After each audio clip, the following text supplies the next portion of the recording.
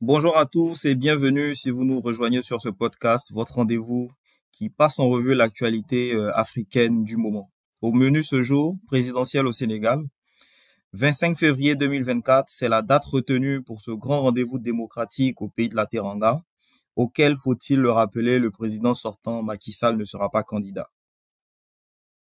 En un de l'assassinat du journaliste camerounais Martinez Zogo, où en est-on de l'enquête? Supposée tentative de déstabilisation au Burkina Faso, le gouvernement de transition dirigé par le capitaine Ibrahim Traoré dit avoir déjoué une énième tentative, la 4e donc en un peu plus d'une année. Nous avons Baptiste Heinz. Baptiste est né à Strasbourg en Alsace.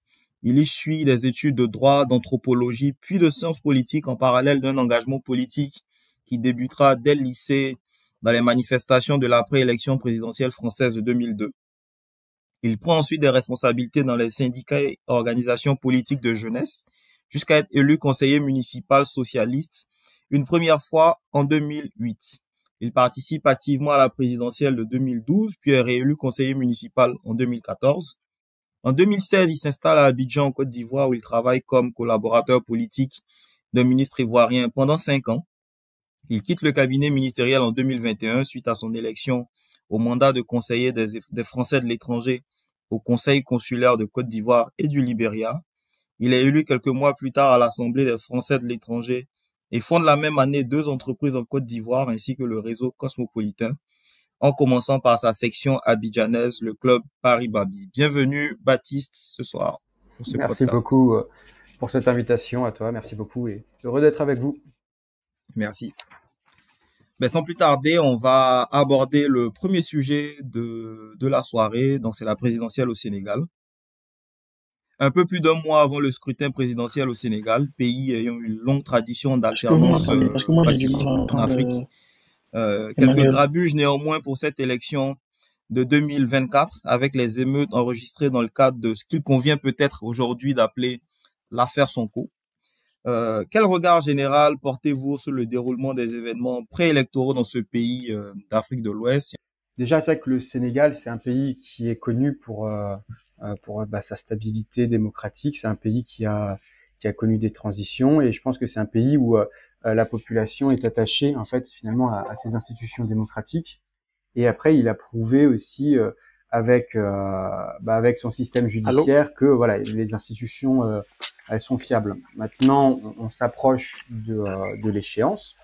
Bon, nous effectivement, moi je suis en Côte d'Ivoire, donc je regarde ça doublement comme étranger et lointain. Et c'est vrai qu'on regarde toujours un peu le Sénégal parce que c'est un peu le pays aussi qui fait un peu, euh, figure de pas de précurseur, mais un peu de celui qui montre la voie quelque part sur un certain nombre de sujets, de mobilisation dans l'espace public, dans la société civile. On a une société civile sénégalaise qui est très active, qui est très riche. Aujourd'hui, donc, il y a eu ces enjeux entre les différents candidats à l'élection présidentielle. Je crois que c'est ce week-end qu'on va avoir la décision finale de qui est-ce qui a reçu assez de parrainage pour pouvoir candidater. Donc, on aura les nouveaux rebondissements très prochainement.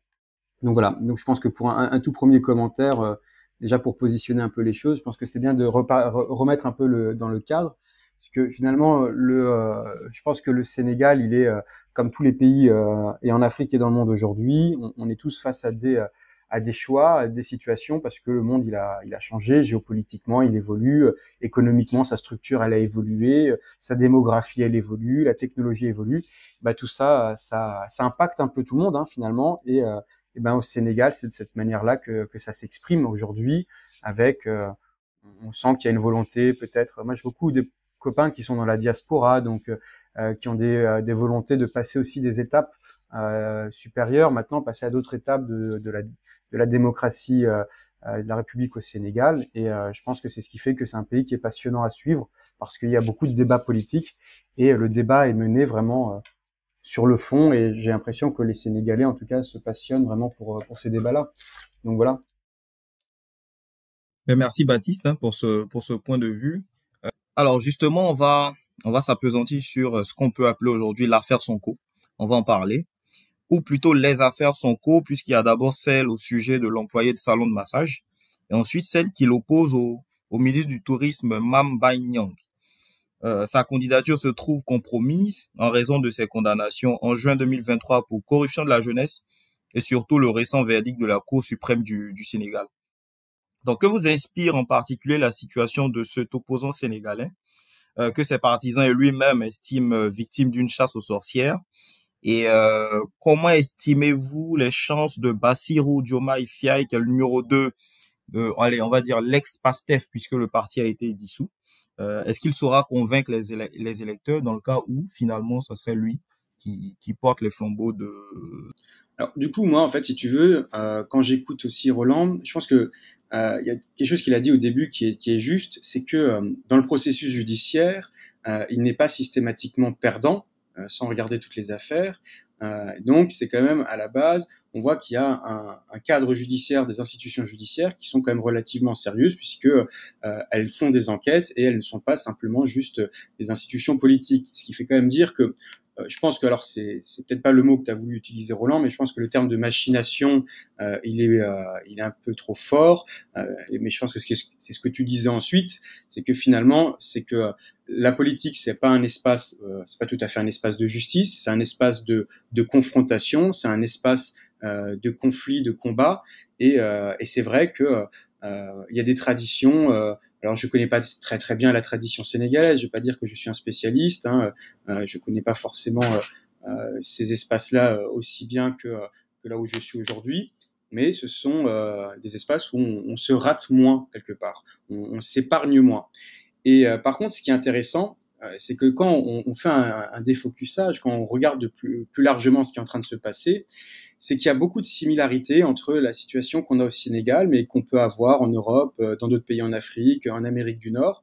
Et c'est assez intéressant. Alors, on peut être un peu inquiet de manière générale sur l'intensification ou la polarisation des débats politiques. C'est-à-dire que quelque part, les débats deviennent de plus en plus radicaux, où que ce soit, par ailleurs, qui sont de plus en plus radicaux, parfois de plus en plus violents, et du coup, il y a de l'outrance. Et c'est ça qui est un peu inquiétant pour la démocratie, c'est qu'on ne cherche pas forcément à construire des terrains de compromis ou de consensus. Alors, au moment de l'élection, c'est pas à ce moment-là où on fabrique un compromis, on est là pour exposer un projet de société, pour le confronter et, dans l'idéal, en débattre avec ses contradicteurs.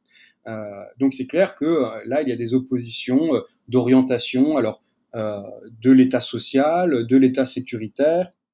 Alors économiquement, je sais pas trop, on n'entend pas trop parler d'un vrai programme économique plus que ça non plus. Ce sont un peu des anciennes.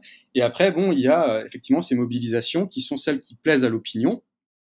Et la question qu'on peut se poser parfois, c'est effectivement la facilité ou de la démagogie d'un côté, ou la facilité de rester solidement ancré au pouvoir de l'autre. Donc, quand on regarde ces différentes affaires, je vais pas commenter les affaires en elles-mêmes parce que je pense que commenter les affaires de justice, enfin moi je suis pas juriste, je me permets pas de penser finalement qu'est-ce que redonner lieu à une affaire ou une autre. Mais par contre, une nouvelle fois, quand on regarde ça de loin, eh ben, le fait d'utiliser la justice dans le jeu politique, c'est quelque chose qu'on utilise, qu'on constate de plus en plus aussi, et en Europe et en Amérique. C'est une pratique qui est quand même qui est assez ancienne là-bas. Et personnellement, je pense que judiciariser le débat politique, c'est pas une bonne chose. Je pense qu'il faut effectivement que la parole soit la plus libre possible, que les projets puissent se confronter et sereinement on en débat. Surtout quand on fait confiance à sa population, c'est quand même la base dans une démocratie. Quand on fait confiance à sa population, ben du coup on expose les différents sujets, on expose les débats et là on explique quelles sont nos différentes options. Et je pense que ce qui est un peu toujours dommage dans les élections euh, dernièrement en tout cas, bon, de ce qu'on perçoit depuis l'étranger de l'élection sénégalaise, alors c'est parce qu'on l'aperçoit de l'étranger, donc elle est filtrée, mais ce qui aurait été aussi intéressant, c'est d'avoir des vrais débats de fond de société sur l'orientation de la société sénégalaise, mais aussi du positionnement aujourd'hui géopolitique dans l'Afrique de l'Ouest, du développement sous-régional. Enfin voilà, il y a beaucoup de questions, il y a beaucoup d'enjeux. Et finalement, la démocratie, elle n'est pas servie quand on reste un peu dans la caricature, quel que soit le camp. Et je pense que c'est surtout ça qui est dommage. C'est qu'en fait, quand on est une caricature face à une autre caricature, eh bien finalement, les électeurs, on ne leur propose pas des choix d'intelligence, on leur propose des choix d'outrance. Et ça ne fait en vérité et au final pas vraiment avancer les causes communes ou le vivre ensemble. Donc c'est pour ça que à la fois je constate des éléments qu'on voit au Sénégal mais qu'on voit partout sur la planète. Donc il y a des formes de convergence, hein, des pratiques politiques, des pratiques civiles. Je pense que Internet a beaucoup joué là-dedans, puisqu'aujourd'hui tout le monde suit ce qui se passe sur Internet, donc on a des degrés d'information qui sont plus forts. Alors il y a une plus grande sensibilité aussi à ce qu'on appelle les fake news ou la déformation, puisqu'une information en chasse une autre. Donc ça demande aussi à des projets de société sur comment est-ce qu'on continue de consolider, solidifier la citoyenneté sans restreindre son accès à l'information pour autant. Donc on est vraiment dans des enjeux qui sont extrêmement intéressants. Et aujourd'hui, ce qui est intéressant, c'est que tous les pays commencent à être à égalité face à ces difficultés-là, puisqu'on on y est confrontés tous en même temps, que ce soit en Côte d'Ivoire, que ce soit au Sénégal. Et quelque part, on est en train de construire une expérience nouvelle de la politique. Ça peut être dangereux, comme tu le disais, Roland, sur certains points. On peut être inquiet sur des dérapages, on peut être inquiet sur des déformations du débat politique. Mais de l'autre côté, c'est aussi dans ces moments-là où naissent des nouvelles opportunités, naissent des nouvelles perspectives et parfois des nouvelles pratiques, des nouvelles façons de faire qui peuvent être aussi génératrices d'amélioration. Donc bon, je reste un peu optimiste par nature. Après, évidemment qu'il faut rester vigilant, prudent, et ça, en fait, c'est à chaque citoyen de s'en saisir et d'être exigeant par rapport au candidat quand il fait ses choix, quoi. Donc de les amener à débattre sur le fond, et c'est peut-être le défaut donc des affaires du judiciaire, c'est que ça occulte parfois le débat sur le fond. Merci pour cette intervention. En effet, le débat judiciaire qui occulte le débat sur le fond.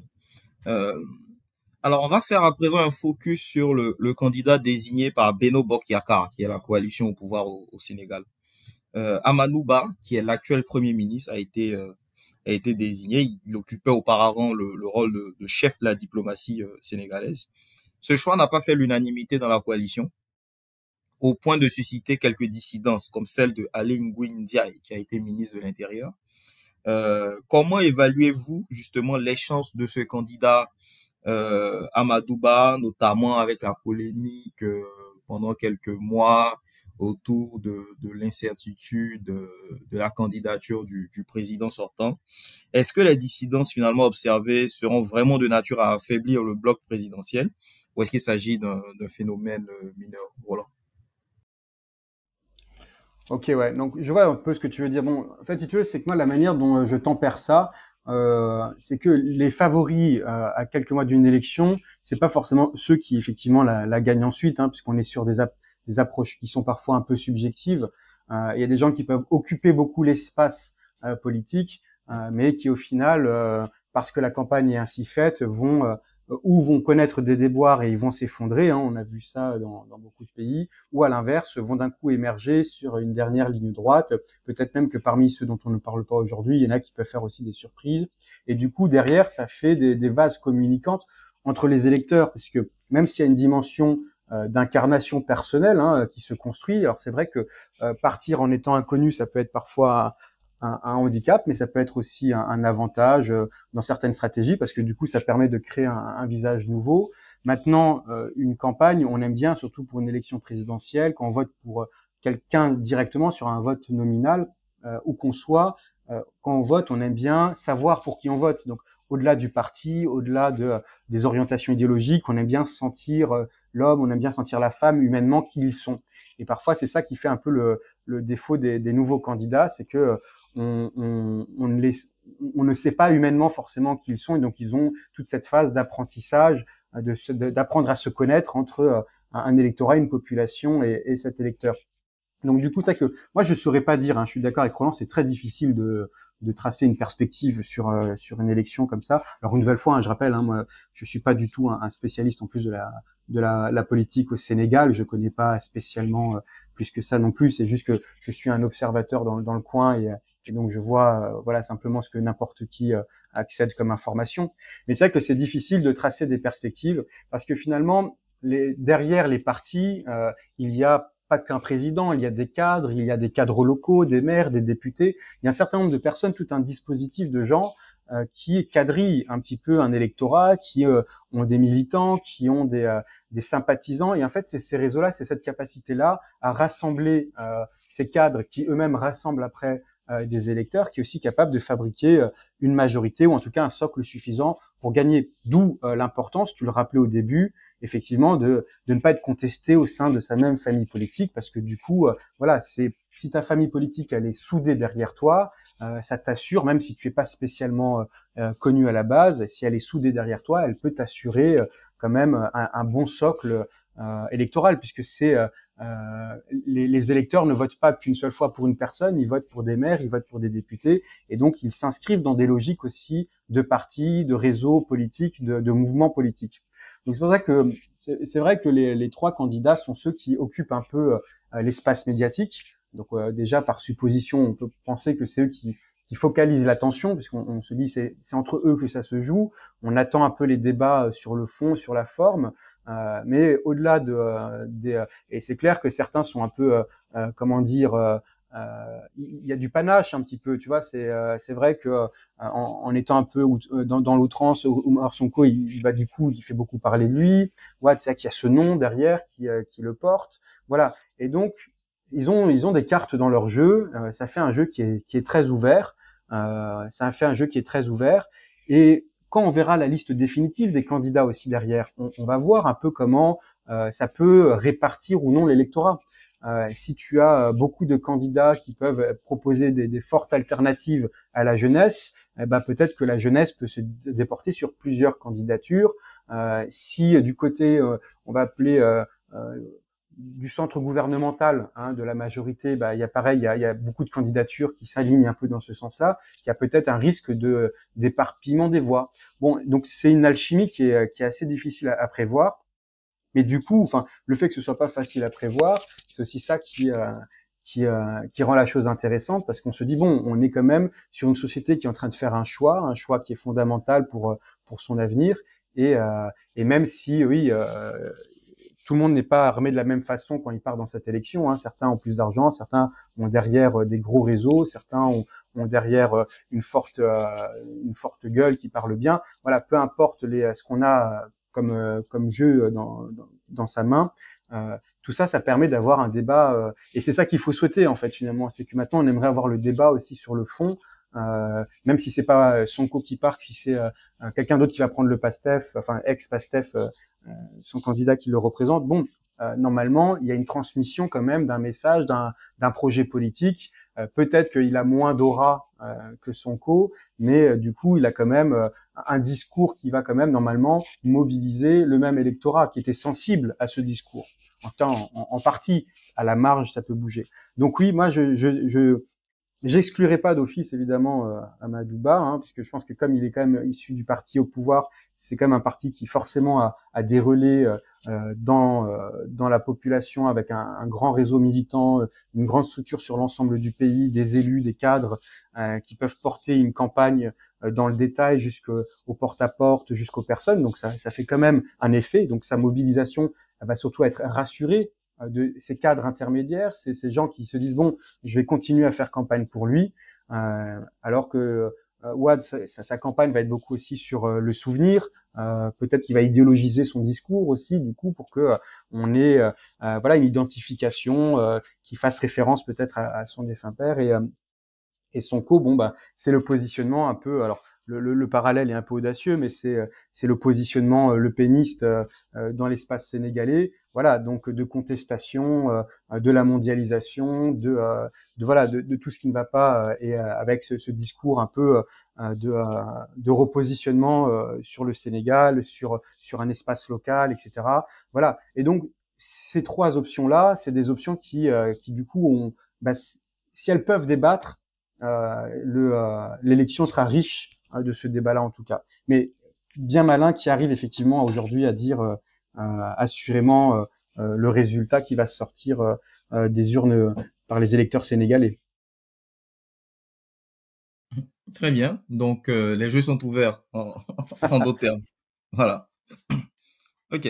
Alors, pour cette élection, le Conseil constitutionnel a validé, a autorisé 21 candidats à concourir. Euh, Parmi ces candidats se trouve Karim Wade, et il y a une polémique qui a émergé depuis quelque temps justement sur cette candidature, parce qu'en fait, Karim Wade bénéficiait de la double nationalité, donc franco-sénégalais. Et l'on se souvient qu'un recours avait été déposé auprès du Conseil constitutionnel par un candidat du parti d'opposition qui s'appelle République des Valeurs. Et ce candidat, c'est Thierno Alassane Sall.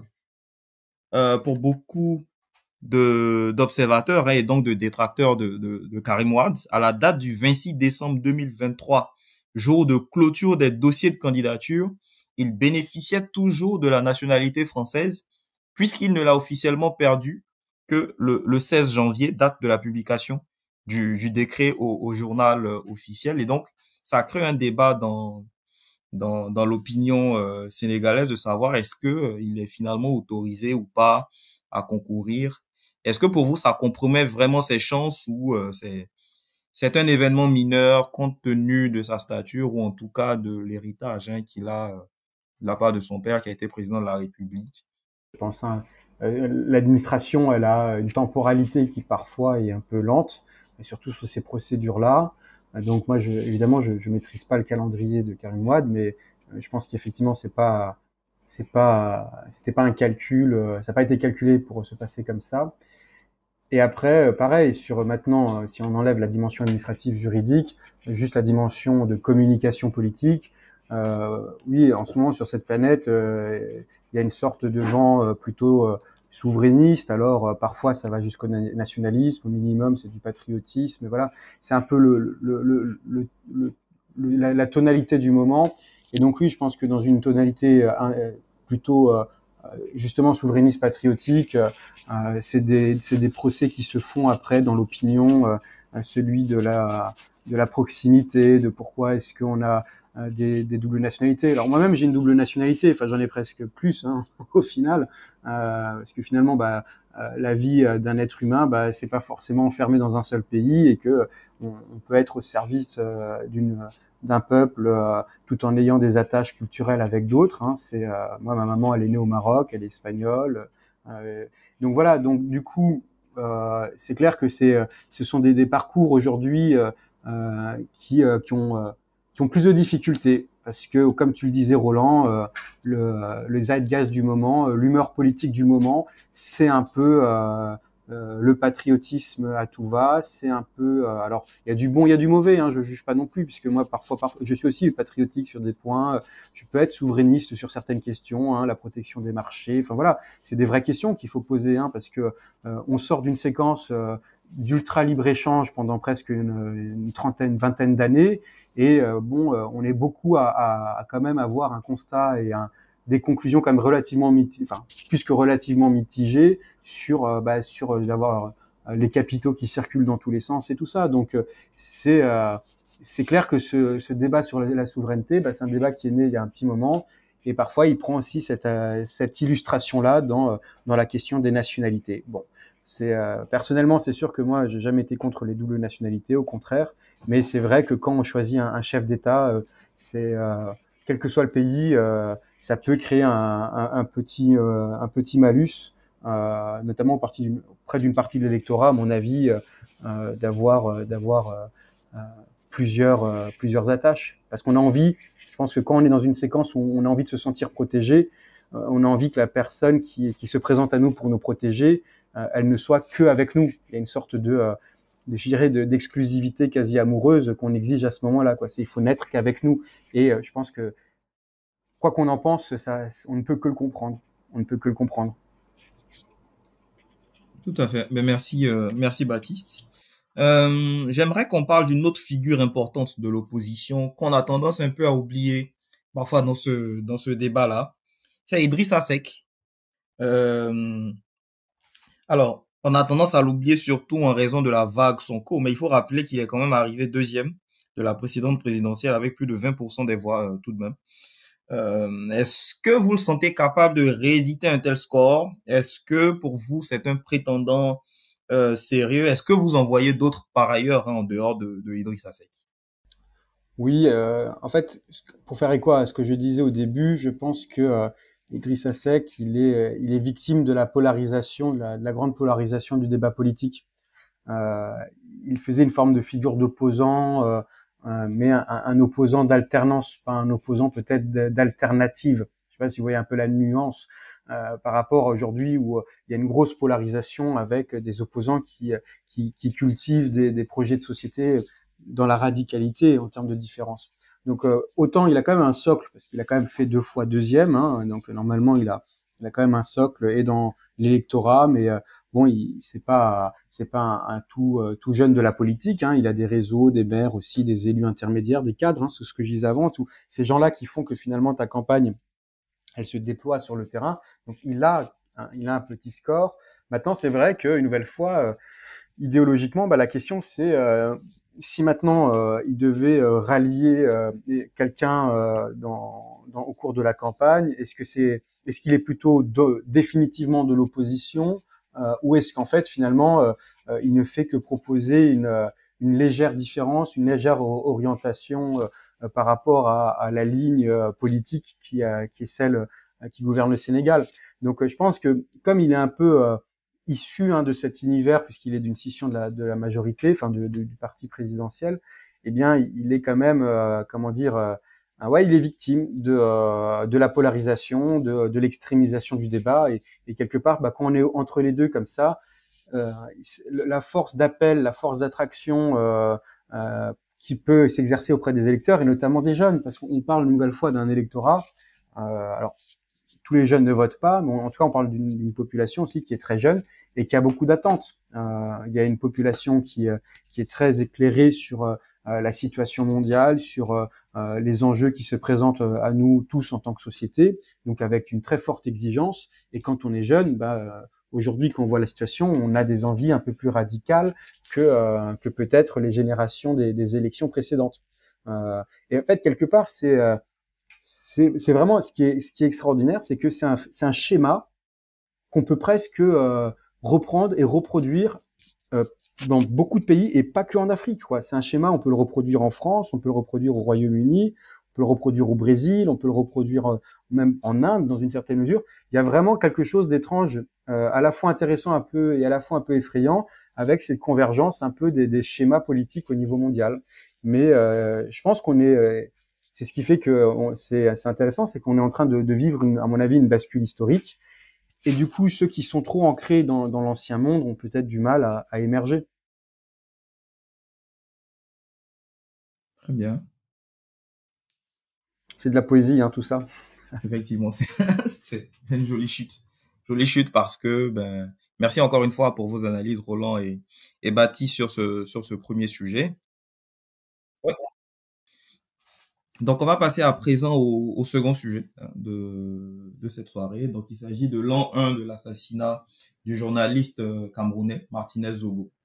Embouteillage, c'était le nom de la célèbre émission radiophonique de Martinez Zogo sur Amplitude FM.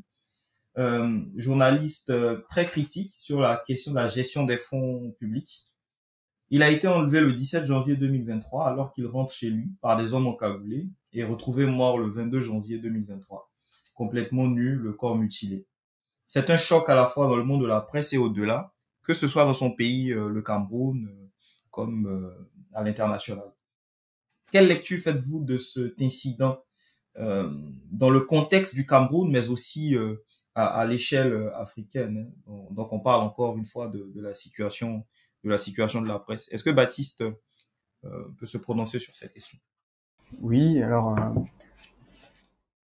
c'est jamais bon, enfin c'est jamais un bon signe dans un pays quand on s'en prend à des journalistes, quoi. C'est pas, comment dire, c'est jamais bon signe effectivement dans un pays de s'en prendre à des journalistes.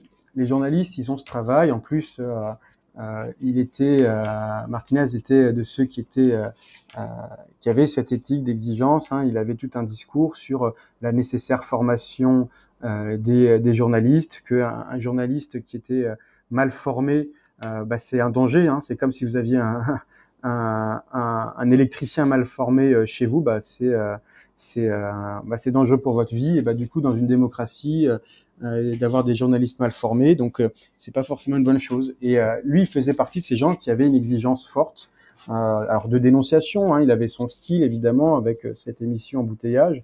Il avait son style, il faisait un peu poil à gratter. Et donc quand ces gens disparaissent, qui que ce soit qui les tue, bah, c'est signe qu'on est une société qui n'arrive pas à se dire la vérité, qui n'arrive pas à discuter. Et quand on n'arrive pas à se dire les choses et à discuter, bah, c'est que on rentre effectivement dans des cycles de violence, de disparition d'un pouvoir démocratique et juste. Donc, moi, la première chose qui me vient, c'est que c'est un triste anniversaire, évidemment. Alors, déjà, c'est jamais un bel anniversaire, celui de la mort de quelqu'un, mais que dans un pays, un journaliste se fasse enlever, que on le retrouve dans des conditions un peu, mort, mais dans des conditions un peu sordides, c'est doublement triste parce que ça fait mal à tout un pays de se dire que voilà une liberté de parole qui s'éteint parce qu'elle a beaucoup parlé manifestement et que ça a dérangé du monde. Et à la fois ça en fait des héros quelque part parce que ce sont des gens qui ont sacrifié finalement leur vie malgré eux euh, pour euh, pour la liberté de la parole, pour tenir un discours, pour défendre des causes qu'ils pensaient justes et légitimes. Et c'est triste simplement parce que ça tue aussi l'espoir parfois. C'est que d'autres journalistes ou d'autres prétendants qui auraient des élèves, des étudiants qui auraient voulu devenir journalistes, du coup ça fait plus peur. Et donc ça éteint progressivement les lumières d'un débat, les lumières d'une démocratie, les lumières d'une liberté de parole dans un pays quand on s'en prend un journaliste. Donc voilà, c'est un triste anniversaire. En effet, triste anniversaire. Merci Baptiste pour ton intervention. Baptiste, qu'est-ce que tu penses de cette situation? Quel est ton ressenti par rapport au fait qu'un an après, beaucoup estiment que ça piétine? Alors, je crois que l'expression, c'est plus que 7 fois de Pascal, je crois que c'est la République saute 20 fois. Mais faudrait faire une petite recherche sur Internet pour vérifier l'expression. Mais effectivement, c'était beaucoup en tout cas. Roland, à mon avis, met le doigt dessus. Hein, c'est que la justice, si maintenant on se retrouve dans un cas de figure, enfin il y a des guerres de clans, des choses comme ça, ces guerres de clans, elles ont probablement encore, elles sont encore courtes. Donc on est en plein milieu d'une bataille et on est sur des batailles qui essaient d'échapper au cadre de la loi, qui essaient d'échapper au cadre de la justice et au cadre du regard de tous. Donc si c'est des batailles qui sont comme ça en haut lieu de l'État, il y a de fortes chances qu'effectivement ça bloque les institutions qui elles-mêmes, enfin, mettez-vous, enfin c'est ce que tu disais Roland, mettez-vous, imaginez le juge, enfin il peut être que terrorisé par le fait qu'autour de lui c'est un environnement particulièrement dangereux. Donc oui, ceux qui trouvent que ça piétine, enfin ils sont dans cette situation un peu de, alors faut pas désespérer, mais c'est clair que ils ne peuvent qu'enrager sur le fait que peut-être que ça va mettre encore beaucoup de temps parce que il y a ces enjeux qui sont plus gros que l'affaire elle-même, euh, qui euh, qui perturbent le cours de la justice, sans même venir après simplement sur les moyens qui sont attribués, les moyens légaux, les moyens financiers, les moyens humains qui permettent de mener les enquêtes. Mais parfois, malheureusement, on n'a pas forcément envie de savoir toute la vérité, et donc les amis de la victime, sa famille, savent que ça va être un combat de très très très longue haleine, un combat qui va les mobiliser en profondeur bah, dans leur vie, parce que c'est quelque chose qui va durer vraiment longtemps. Et vous savez, ce genre d'affaires, c'est des affaires dont parfois on a le fin mot quand il y a prescription. Hein. Parfois, c'est 20 ans après qu'on a le fin mot de l'histoire. On en a plein. Mais voilà, c'est que quand la politique, c'est quelque chose qui est en dehors de l'état du droit, quand c'est pas dans la transparence des élections, quand c'est dans ce genre de règlements de compte qui sont parfois, on voit ça à la télé, dans les films, ben voilà, ça existe aussi en vérité, eh bien ça mène à des drames, mais en plus ces drames-là, c'est que le symptôme du fait que ça ne va pas, que la manière dont le pouvoir est géré, ça ne va pas. Mais je suis assez d'accord sur le fait que dans la mesure où ça révèle des conflictualités au sein du pouvoir, la machine ne peut être que grippée. Très bien, merci Baptiste. Peut-être une lueur d'espoir, hein. Un nouveau juge d'instruction a été nommé en décembre dernier. Il s'agit du colonel Pierrot Narcisse Ndié. Ceci dans un contexte de confusion suite à l'ordonnance de libération des deux principaux accusés, qu'on a mentionné tout à l'heure, hein, Monsieur Jean-Pierre Amougou Belinga et Monsieur Léopold Maxime Eko. L'ordonnance a été présentée quelques heures plus tard comme un faux document, euh, mais le juge d'instruction a été remplacé. Donc, parmi les enjeux clés de ce nouveau juge d'instruction, la requalification des faits en assassinat, chose qui n'est toujours pas intervenue et qui continue d'être réclamée par les avocats des ayants droit de Martinez Zogo. Est-ce que cette nouvelle vous fait entrevoir des perspectives un peu lumineuses, une sorte de lueur d'espoir, Baptiste? Malheureusement, enfin, je pense que le problème, c'était pas uniquement le juge d'instruction. Je pense que le problème, on peut craindre que le problème soit systémique. Alors, on va rester optimiste. On se dit que peut-être qu'on tombe sur un juge d'instruction plus volontaire, plus rigoureux, plus respectueux. Mais si le problème est systémique, en changeant les personnes, on ne règle pas le problème non plus. Donc, je reste très prudent et voilà. Donc, il faut laisser la procédure se faire et il va falloir que les ayants droit restent combatifs. Même si c'est une nouvelle personne, il va falloir qu'il reste très très très combatif. Le système a priori n'a pas changé. Et c'est une transition pour aborder le troisième sujet, qui est relatif à la tentative de déstabilisation au Burkina Faso. Le 18 janvier dernier, le gouvernement de transition burkinabé a affirmé avoir déjoué une nouvelle tentative de coup d'État, orchestrée selon lui par un groupe composé de militaires et de civils. Ce serait la quatrième tentative de renversement démantelée en un peu plus d'un an par les militaires au pouvoir. Alors, que pensez-vous de cette situation dans un contexte où quelques voix commencent à s'élever pour parler de manipulation, voire de paranoïa, Roland? Quelle analyse est-ce que tu fais de cette situation, hein? Manipulation, paranoïa ou traitement de l'information à sa juste mesure pour régler les problèmes tels qu'ils se présentent? Non, c'est pas un traitement à sa juste mesure. Euh, Déjà, le problème qu'on a, c'est qu'il est difficile aujourd'hui d'avoir des informations fiables et claires qui sortent des pays comme le Burkina, où on a un contrôle de l'information qui est de plus en plus resserré. Donc, il est assez difficile d'avoir des éléments factuels. Maintenant, qu'il y ait des oppositions, comme disait Roland, enfin, Ibrahim Traoré, il est arrivé au pouvoir par un coup d'État. Donc après, il construit une légitimité de son pouvoir par rapport à des causes, par rapport à des objectifs qu'il s'assigne.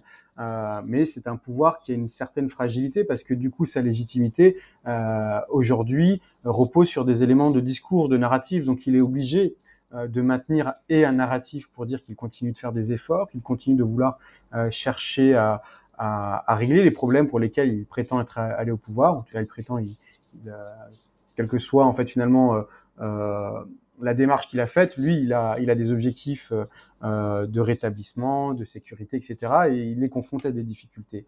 Et c'est clair, c'est certain qu'il y a des oppositions, qu'il a des contradicteurs. Et donc la question qu'on se pose en fait, c'est est-ce que c'était de nouveau des coups d'État? C'est tout à fait probable, hein, comme le disait Roland. Hein, c'est à un moment donné.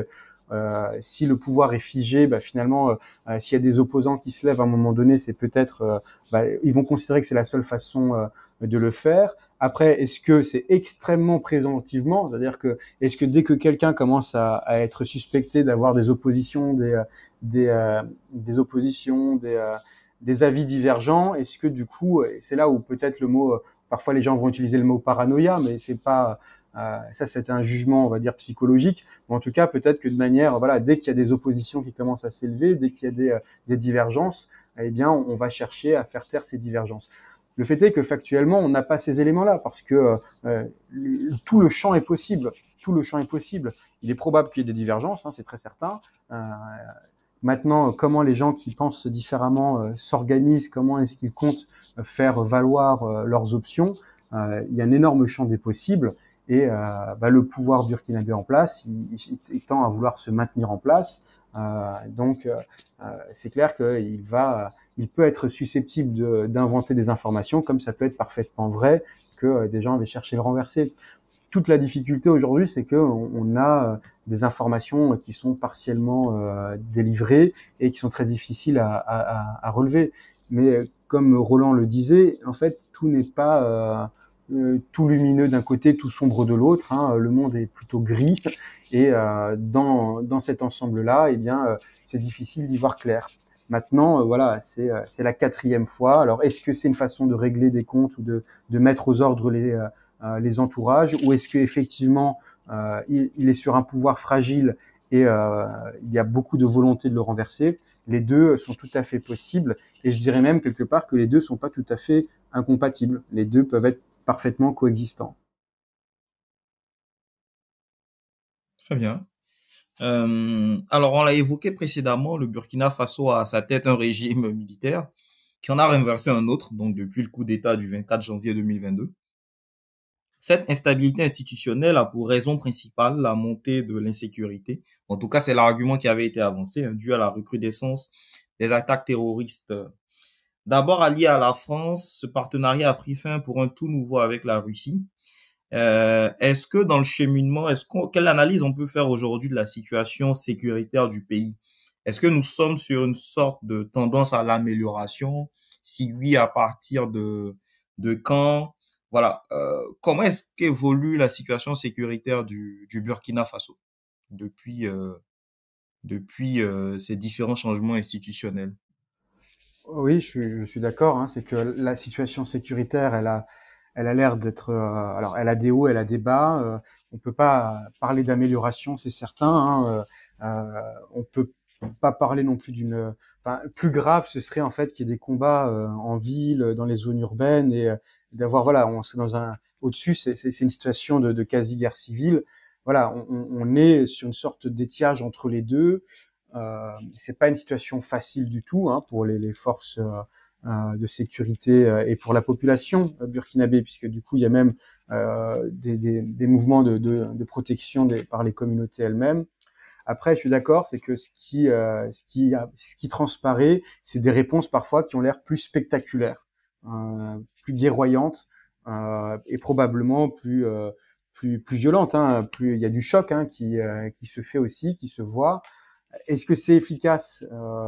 Bon, l'avenir nous le dira. Hein. Bon, c'est clair qu'il y a des options. Hein. La situation sécuritaire au Burkina, déjà, elle ne dépend pas que du Burkina.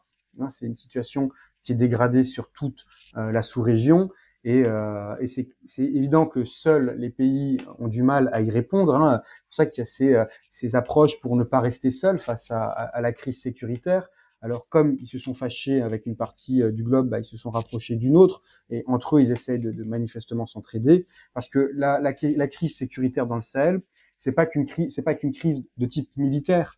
Même s'il y a une force de feu qui est engagée, c'est une crise judiciaire, parce que derrière, il y a aussi des questions en fait de trafic, il y a des questions de circuits de, de, de banditisme, d'armement, voilà, un certain nombre de produits qui sont sur des marchés noirs. Voilà, il y a beaucoup de niveaux qui s'entremêlent et qui aboutissent à cette situation sécuritaire. Il y a des questions qui sont purement d'ordre social.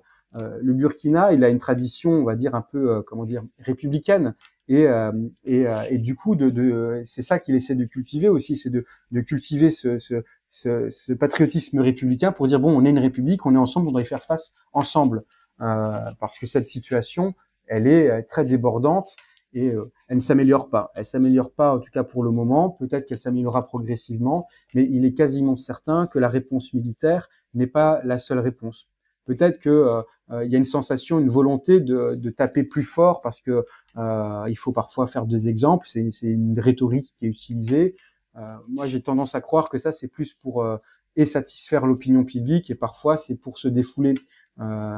Le terrorisme, tout ce qui est le grand banditisme hyper armé. D'ailleurs, enfin, si on peut faire un parallèle en Équateur, par exemple, aujourd'hui, on a un État qui est déstabilisé par du grand banditisme. Alors là, c'est du narcotrafic, mais on voit qu'on a en fait des systèmes qui échappent au contrôle des États alors en Amérique latine, mais aussi du coup en Afrique de l'Ouest, et qui sont lourdement armés et qui sont des vrais entre guillemets challengers sur la violence qu'ils exercent sur un territoire. Ils sont en mesure de contester entre guillemets le monopole de la violence qui est censé avoir l'État. Et c'est peut-être ça aussi, cette réponse du spectaculaire, pour réaffirmer que l'État, c'est lui qui a le monopole de la violence. Bon, c'est basique, ça fait monter les enchères. Parfois, on dirait que voilà, ça tape dans du logistique, parce que c'est ça qu'il faut faire quand on s'attaque à des forces armées face à soi. Il faut couper les approvisionnements, faut couper la logistique. Mais derrière, il y a des réponses qui sont aussi des réponses sociales. Parce que qu'est-ce qui alimente dans la durée la guerre, ce sont ou l'insécurité, c'est les combattants, c'est les gens qui vont rejoindre cette économie de l'insécurité. Et pourquoi est-ce que des générations, des jeunes, des gens continuent d'alimenter l'économie de l'insécurité? C'est des raisons économiques, sociales, culturelles. Enfin voilà, c'est un enchevêtrement de raisons. Mais ce qui est certain, c'est que ça demande une réponse qui est particulièrement collective. Donc pour la question initiale, non, la situation s'améliore pas. Elle s'aggrave pas particulièrement, enfin, elle a pas l'air de plus s'aggraver que ça non plus. Une nouvelle fois, on a très peu d'informations au final qui sortent, mais c'est clair que ce à quoi fait face l'État et ce qui reste de l'État et les forces du Burkina Faso, c'est quelque chose de très complexe. D'autres temps, on aurait parlé d'hydre, mais voilà, c'est quelque chose avec plein de têtes, plein de formes et la réponse militaire, même si la réponse sécurité, la réponse armée, même si elle est spectaculaire, elle est probablement pas suffisante. Très bien. Un mot est ressorti de vos deux interventions, c'est stagnation de cette situation sécuritaire. Et pourtant, cette question sécuritaire est capitale pour un retour à la stabilité institutionnelle et c'est l'une des raisons du bras de fer entre le Burkina Faso et les organisations sous-régionales telles que la CEDEAO. En effet, là où cette dernière exige des élections au plus tôt, les militaires estiment qu'il faut se donner le temps de l'organiser dans des conditions optimales, ce qui a tendance à mécaniquement prolonger la durée de la transition. Et aujourd'hui, aucune date n'a été fixée pour la tenue de ce scrutin. Des voix s'élèvent pour dire aussi que ces militaires font exprès finalement de laisser la situation en l'état parce que justement ça leur permet d'avoir une durée plus importante à la tête du pays. Quelle analyse vous faites de cette situation? Est-ce que pour vous, le Burkina Faso est en capacité d'organiser des élections plutôt correctes, même dans le contexte qu'il vit? Quelle analyse est-ce que vous faites au final? Oui, je rejoins en grande partie un Roland, c'est que euh, même s'il faut se battre pour essayer que la démocratie ce soit un système qui résiste et qui se maintienne même dans les situations de crise, il faut aussi regarder le fait que organiser des élections pour qu'elles aient des soucis de légitimité, parce que c'est aussi ça le risque, c'est qu'une élection qui serait à contester, où on va dire que la moitié des gens n'ont pas pu voter, ou voilà, bon, ça ne va pas du tout régler le problème, parce que si ça ne fera que placer peut-être un autre pouvoir, ça pourrait même conforter le pouvoir actuel, mais c'est une énergie qui est un peu qui qui pourrait aboutir à finalement n'aboutir à rien. Si l'élection se passe mal, si elle n'est pas jugée légitime, si elle est contestée, eh bien, ça peut être un problème supplémentaire au problème auquel ils sont. Organiser une élection, il faut qu'elle soit sûre d'aboutir à un résultat reconnu, légitime, accepté et non contesté. Si c'est pas pour avoir un résultat de cet ordre-là, au contraire, ça peut être une prise de risque.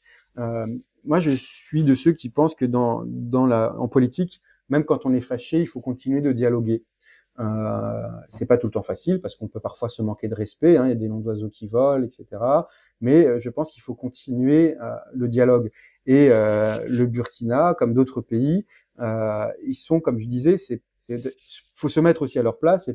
Ils sont face à une situation extrême et quelque part juste leur demander. Alors oui, il faut leur demander de retourner vers un cadre plus transparent, un pouvoir plus démocratique, parce qu'il faut qu'on ait des interlocuteurs fiables. Maintenant, attendre qu'ils fassent ça et laisser la situation s'aggraver, c'est peut-être pas une solution non plus. Donc, il faut un peu du dialogue. Alors, les pays de la CEDEAO individuellement essaye aussi d'avoir des plateformes de dialogue, des points de contact. Il y a pas de rupture de contact totale. Avant, tu racontais l'anecdote sur le compte Twitter, enfin X maintenant, qui était un compte d'influence qui avait des orientations politiques très claires finalement. Voilà, on voit qu'il y a des coopérations de police, de justice et un peu de sécurité quand même entre les États. Et ça, c'est important de le maintenir parce que on peut supposer, on peut craindre que oui, le pouvoir en place, un peu sur une stratégie un peu orwellienne, maintienne un état de guerre permanente pour ne jamais finalement lâcher le pouvoir.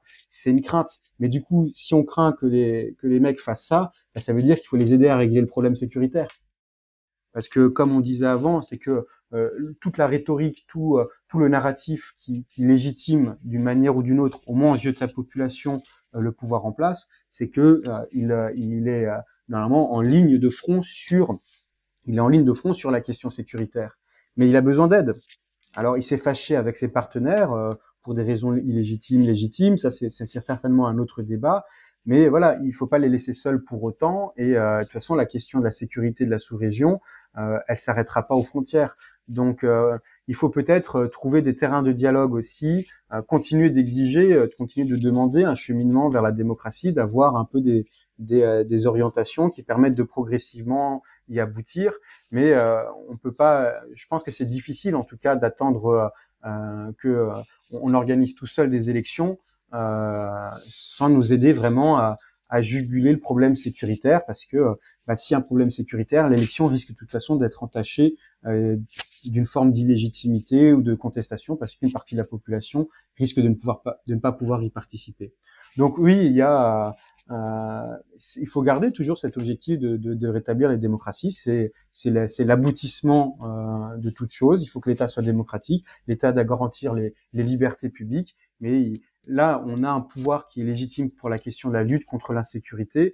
Tant que dans son contrat qui le lie à la population, cette question est prioritaire, eh bien, du coup, pour eux, ce sera presque incongru de vouloir organiser un vote alors qu'ils n'ont pas tout réglé sur la question sécuritaire. Mais donc, du coup, si on veut qu'ils avancent sur ce terrain de la démocratie, du retour à la démocratie, eh bien, il faut les aider à rétablir la situation sécuritaire. C'est à la fois très simple, mais à la fois très compliqué, je suis d'accord, mais l'un ne va pas sans l'autre. En tout cas, c'est mon opinion. Très bien. Merci Baptiste. Ben justement, hein, pour rebondir sur la question de la CEDEAO qu'on a abordée tout à l'heure, une nouvelle organisation a fait son apparition dans le sillage de ces frictions avec l'organisation sous-régionale. C'est l'AES. Pour vous, c'est un projet éphémère ou une vraie alternative politique? Comme je le disais juste à l'instant, par rapport à la situation au Burkina, enfin c'est tout à fait logique et même je dirais que c'est pertinent de ne pas vouloir être seul face à la crise sécuritaire. Donc qu'ils essayent de se rapprocher. Alors c'était déjà plus ou moins le cas avant en termes d'interopérabilité des forces. Donc c'est évident que traiter la question sécuritaire dans l'Afrique de l'Ouest, ça demande un rapprochement des pays qui sont concernés au premier chef. Mais en vérité, dans l'idéal, à trois, ils n'y arriveront pas. Ils ont besoin, enfin, il faut que ce soit une démarche sous-régionale. Alors, il y a une crise de confiance politique entre ces trois pays et le reste de la CEDEAO, et finalement, le fait d'afficher cette nouvelle confédération, cette nouvelle organisation internationale, bon, c'était présenté plus, enfin, ça se voit que ça a été présenté en tout cas comme plus un coup politique pour marquer une césure. Et c'est pour ça qu'on disait que si jamais l'un se fait attaquer, les autres interviennent. Voilà. Bon, ça c'est de l'affichage parce qu'en vérité, d'un point de vue de déploiement de force, ils n'ont pas que ça à faire. Ils ont vraiment pas que ça à faire. Il y a une crise à gérer, il faut la contenir le plus possible. Il faut qu'ils ouvrent, qu'ils entourent la poche d'insécurité pour la traiter. Voilà, donc c'est normal qu'ils se coordonnent, mais à trois, ils n'y arriveront pas. Et le fait d'afficher juste une organisation à part, c'est un affichage politique. Alors, faut le prendre dans les deux sens, hein. C'est que à la fois c'est un affichage, c'est un pied de nez, mais à la fois c'est aussi moi je vois aussi le côté appel du pied, c'est dire bon, c'est la situation qu'on veut traiter, c'est celle-ci, quitte à ce que finalement les autres pays autour disent bon, pour traiter cette question, un peu sur la logique, vous savez, dans l'Union européenne, les différents espaces qui s'enchevêtrent. Hein, il y a Schengen, il y a les uns les autres, je ne sais plus tous les noms, des espaces en fonction des accords entre les États. Il y a l'Union européenne, mais il y a des accords différents sur les politiques agricoles, politiques sécuritaires, politiques judiciaires, etc. Voilà, peut-être que finalement, c'est la CEDEAO, au lieu de se bloquer, tu vois, sur une considération purement politique, elle devrait, à l'inverse, peut-être aussi prendre ça comme une opportunité de dire bon, on va réfléchir à une politique sécuritaire globale de la sous-région. Les trois nouvelles fois, par contre, comme tu le disais Roland, sur le côté économique, bon, ça va pas changer grand-chose. Hein. Et de toute façon, même l'économique, il a besoin de stabilité sécuritaire, il a besoin de stabilité sociale et civile. C'est difficile de développer une économie quand on ne sait pas quand il y a des votes, comment est-ce que le pouvoir est organisé. Quand on investit dans l'industrie, dans du tertiaire ou même dans du primaire, de l'agronomie, tout ça, on a besoin d'avoir des capacités de se projeter vers l'avenir. Et se projeter vers l'avenir, ça veut dire qu'il faut de la sécurité, ça veut dire qu'il faut de l'état de droit, ça veut dire que quand je suis dans un siècle, quand je suis en train de développer une affaire, il faut pas que j'ai des surprises parce que d'un coup l'État, de manière autoritaire et arbitraire, me prend des biens, voilà. Donc tout ça est lié. Donc la question sécuritaire, elle nécessite une réponse collective, c'est certain. Donc ils se mettent à trois pour commencer à cette réponse, c'est une chose. À mon avis, 3 n'est pas suffisant, mais c'est légitime pour eux de commencer par là. Mais il faudra peut-être qu'il y ait un moment donné que chacun baisse un petit peu, que eux aussi, hein, ils mettent un peu de l'eau dans leur vin sur leur fierté, enfin sur l'affichage politique qu'il y a à faire, et que tout le monde a intérêt à traiter la question sécuritaire. Donc il y a de nouveau un dialogue qui s'installe au niveau de la sous-région sur le traitement de la question sécuritaire. Et après, au-delà de cette question sécuritaire, évidemment que moi, je suis un partisan des intégrations, de l'intégration régionale. Voilà, je crois qu'effectivement, ça c'est une opinion qui est très personnelle, que ce soit dans l'espace européen, que ce soit dans les autres espaces. Je crois dans les réponses fédéralistes, confédérales en tout cas, sur des espaces plus grands. Et en plus, quand on connaît un peu l'histoire de la sous-région, notamment l'histoire précoloniale, il y a toujours eu en fait des grands espaces politiques, alors plutôt de type impériaux à l'époque, hein, c'était des grands empires qui se construisaient comme ça un peu en arc autour du bassin du Niger et qui structuraient tout l'espace. Donc même s'il y a des populations très différentes, hein, ce qui fait que peut-être qu'il y a eu plusieurs échecs par le passé de faire des républiques fédérales ou des États fédérés, je pense qu'il faut continuer de toute façon et qu'il y a un sens de l'histoire à tendre à une unification, à tendre à une plus grande fédération des États, des structures dans la sous-région.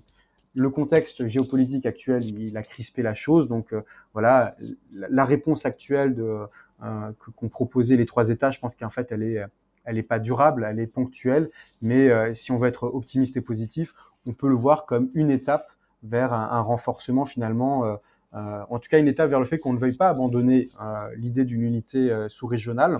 Il y a des désaccords profonds, hein, on manifeste, ça c'est évident, mais quelque part on se rend compte que finalement que ce soit du côté CEDEAO ou du côté des trois pays, finalement, tout le monde reste d'accord sur un point, c'est qu'il faut travailler ensemble et il faut continuer de cheminer vers une plus grande intégration régionale et des réponses collectives. Et donc, à la limite, s'il faut chercher la lueur d'espoir, la lueur positive là-dedans, je dirais que c'est ça. C'est que tout le monde reste d'accord sur un point, c'est qu'il faut y aller ensemble et qu'il faut trouver les moyens de s'unir pour traiter d'abord la problématique sécuritaire, mais ensuite, parce qu'elles sont liées, les questions économiques, sociales, civiles, etc.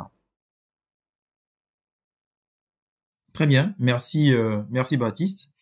Ton intervention va faire office de conclusion, à moins que Roland veuille rebondir dessus. Mais sinon, nous sommes au terme de notre podcast de ce jour, avec les sujets relatifs à la présidentielle au Sénégal, à l'an 1 de la commémoration de l'assassinat de Martinez Dogo et à la tentative de déstabilisation au Burkina Faso.